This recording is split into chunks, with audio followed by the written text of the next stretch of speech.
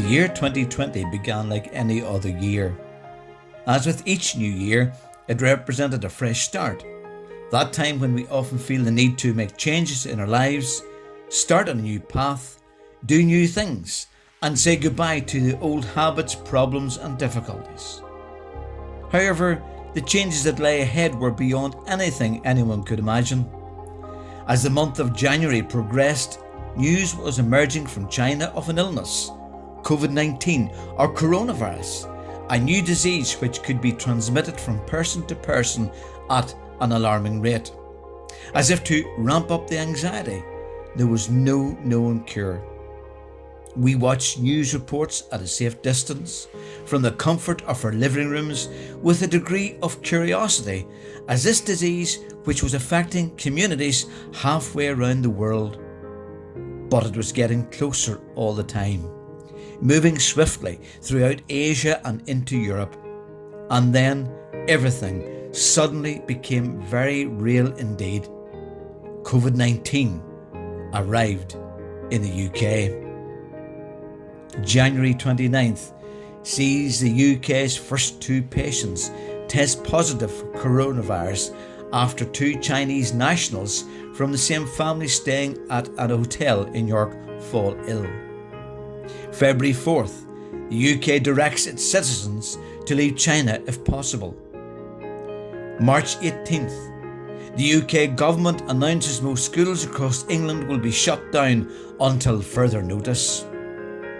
March 23rd, Prime Minister Boris Johnson, in a televised address to the nation, said, "You must stay at home." Coronavirus was here, and the world was about to change beyond all recognition. We Britons were told we should only go outside to buy food, to exercise once a day, or to go to work if we absolutely could not work from home. Citizens would also face police fines for failure to comply with these new measures. Following the Prime Minister's statement, life seemed to change. Our streets got quieter.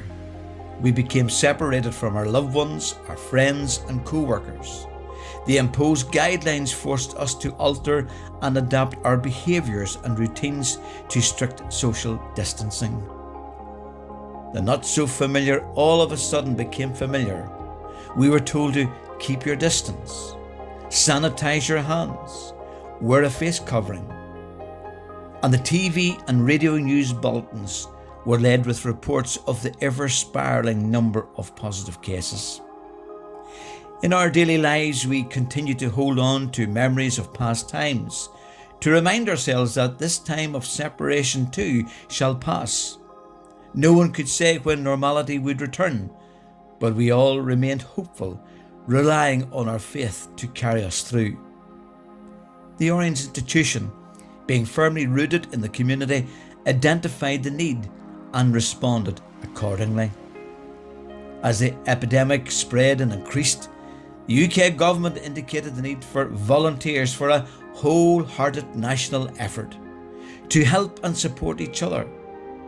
The Grand Master appealed to all able-bodied members who were deemed not to be at risk to volunteer to assist in this work, and in doing so, citing many examples of lodges and bands helping their local communities. He reminded the membership of the organisation's fraternal and charitable cause, encouraging everyone to show support and benevolence not only to our members, but to all communities in the weeks and months that lay ahead.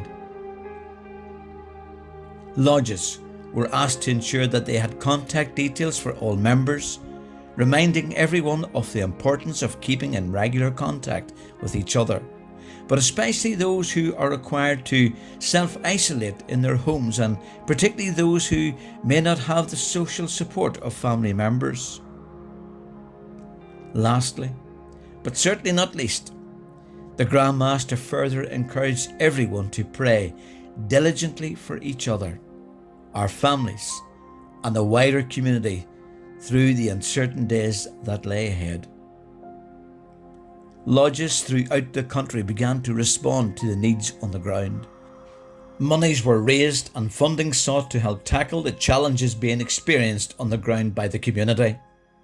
Orange halls across Northern Ireland, closed to their normal meetings and band practices, became distribution centres as food hampers containing essentials were delivered onto the doorsteps of the isolated and the vulnerable, with one district taking to the skies to ensure supplies reached those most in need.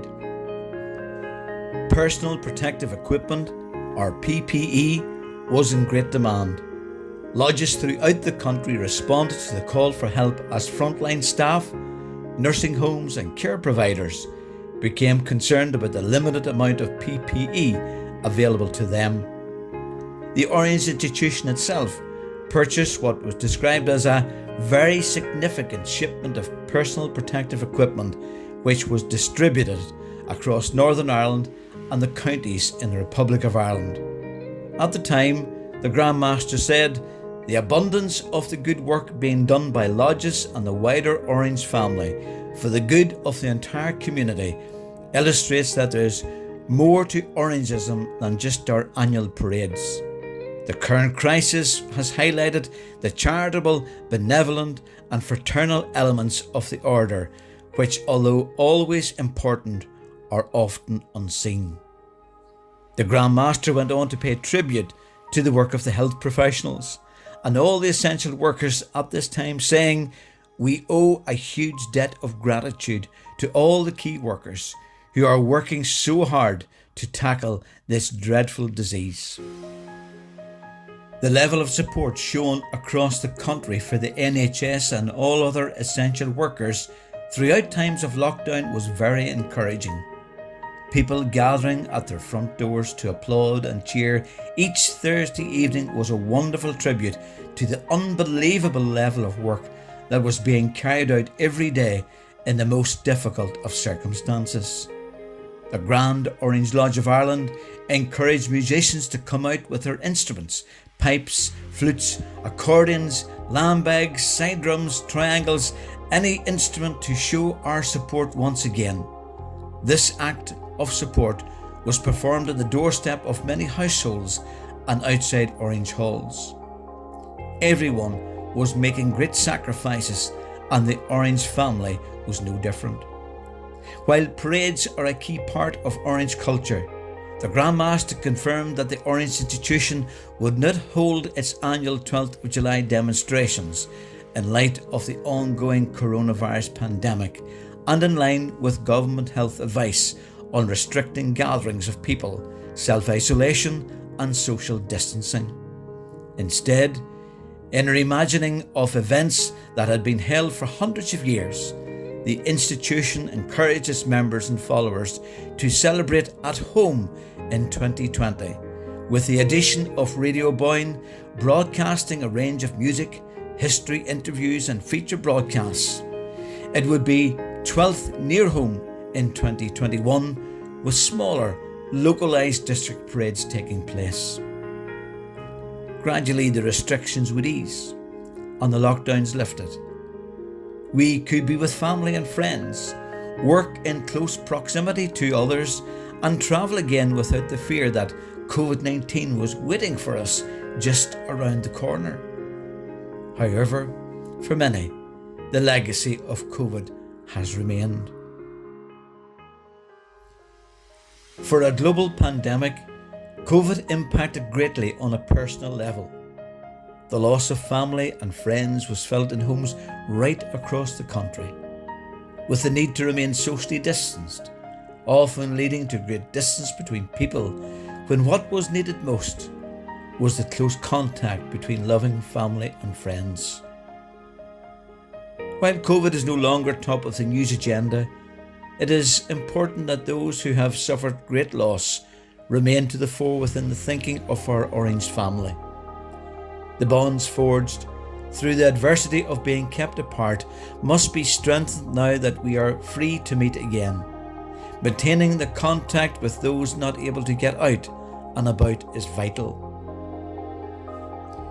As we gather today to remember those lost to Covid, we must also reaffirm our commitment as an institution founded firmly on Christian principles to stand by those bereaved, to offer prayerful and practical support, and continue the generosity of community spirit that was once so evident throughout the past 2 years.